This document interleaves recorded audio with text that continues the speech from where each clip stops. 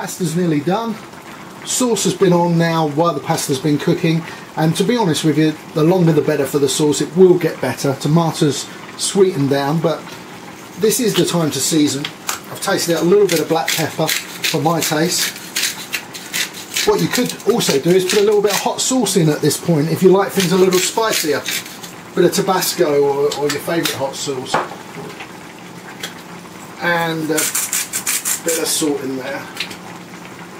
Now I'm going to drain the pasta because it is ready and add it to the sauce, which is unusual from a UK point of view because we tend to serve the sauce over the pasta, but this is much more traditional. Add the pasta drained to the sauce like this and just very gently turn it over because we don't want to break up the meatballs. I've turned the temperatures down, it's on very low now just to keep it warm, but really at this point, if you're not going to serve it straight away, there's no need to do that. I'm just making sure that every piece of pasta is coated in the sauce.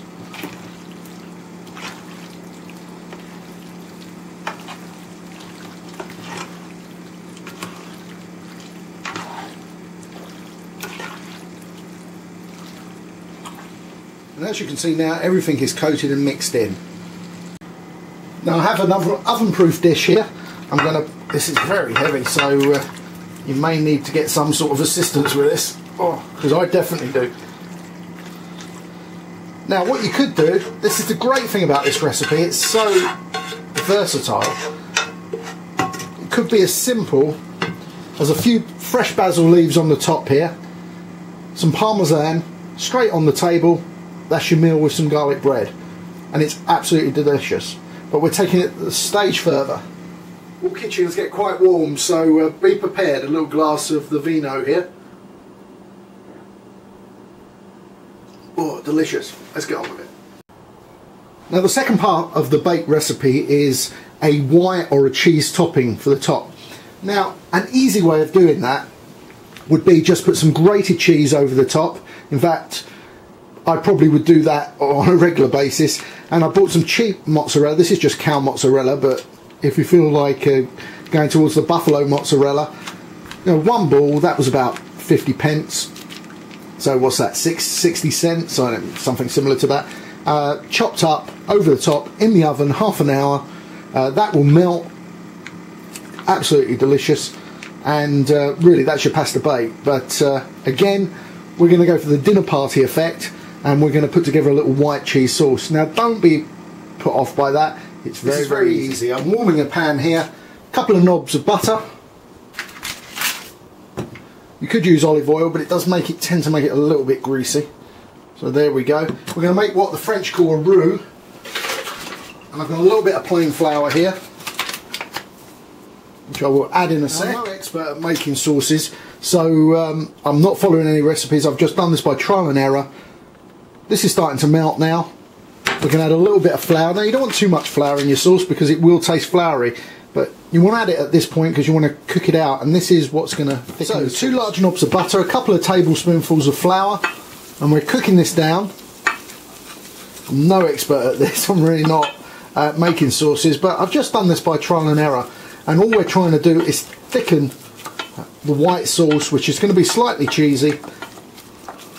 You may have a family recipe for cheese sauce, or you might just want to go and buy it, because it's just as easy to do that in some ways when you're coming in from work. But I thought I'd better show you at least how it's done properly. So we've melted that down. Here we go, and what we're going to do now is add some milk. I'll start with about half a pint. I'm not actually going to measure it. I've turned up the heat a little bit. I don't want to scorch it, but it will have to near boil to start to thicken.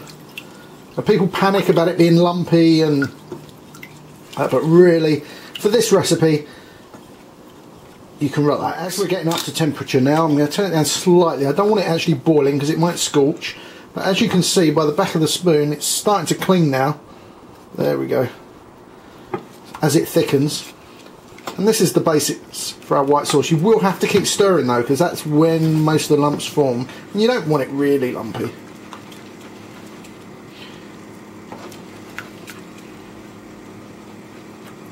So now's the time. You could use this just as a white sauce if you're not too keen on very cheesy things. So you could put the white sauce on and perhaps put some grated cheese over the top. That would work well. I am going to grate some cheese into this though.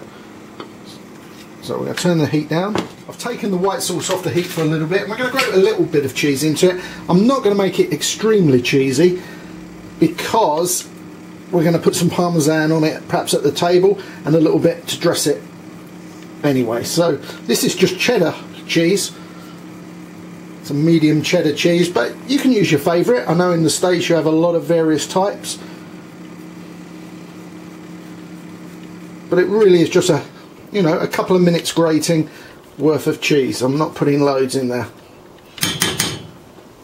And to add a little bit of saltiness, a bit of Parmesan or your favourite hard cheese. There we go. I'm going to grate that in. Again, not loads, just enough to give it some flavour. And now stir that in to melt it in. And away we go. You've got your cheesy white sauce. So back at the main dish again, we've got the white sauce here. Now, as I said, you might have your own recipe for this, so you're very welcome to use that. And all we're doing is drizzling this over the top. It hasn't got to cover totally.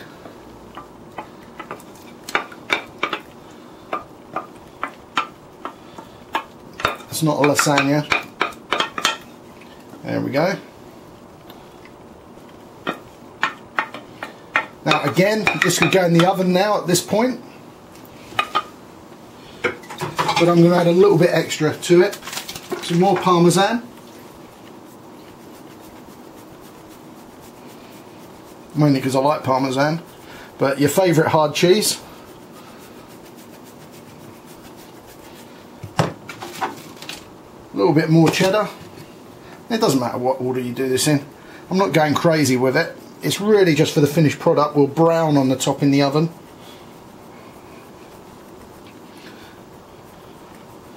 Now if this was a dinner party, I would go one more step. Mozzarella, chop it up, has a cool creamy flavour, and it's that stringy cheese that they put on pizzas once it melts. But at this point you can just chop it up. It's quite effective if you just chop it up into little cubes, like so.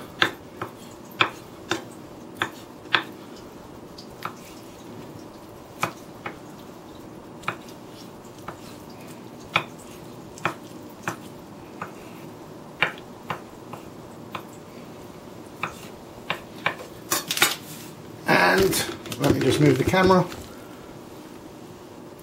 I'm just going to scatter this round the top here, and as we bake this in the oven it will melt, brown, and get nice and stringy on the top. And what's great, at this point you could cover it over, put it in the fridge overnight. I think it would even stay 48 hours at a push for any dinner parties guests. There we go.